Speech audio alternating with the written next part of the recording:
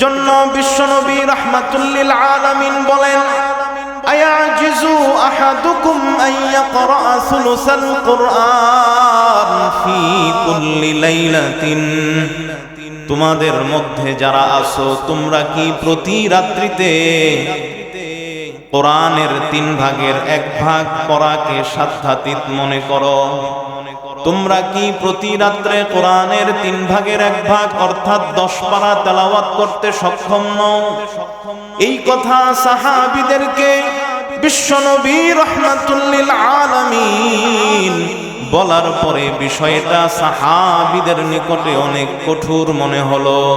ফাশাক্কা যালিকা আলাইহিম, এই কথাটা যে প্রতি রাত্রিতে 30 পারা থেকে 10 পারা তেলাওয়াত করা এটা অনেক বড় কঠিন কাজ। এজন্য সাহাবায়ে কেরাম বললেন, আমরা এই কাজ করতে সক্ষম না।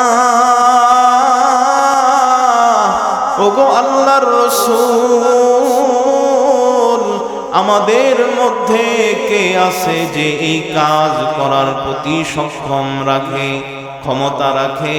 আইয়ুনা ইউতিকু যালিকা ইয়া রাসূলুল্লাহ, আমাদের মধ্যে এমন কেউ নাই যে প্রতি রাতে 10 পারা তেলাওয়াত করবে।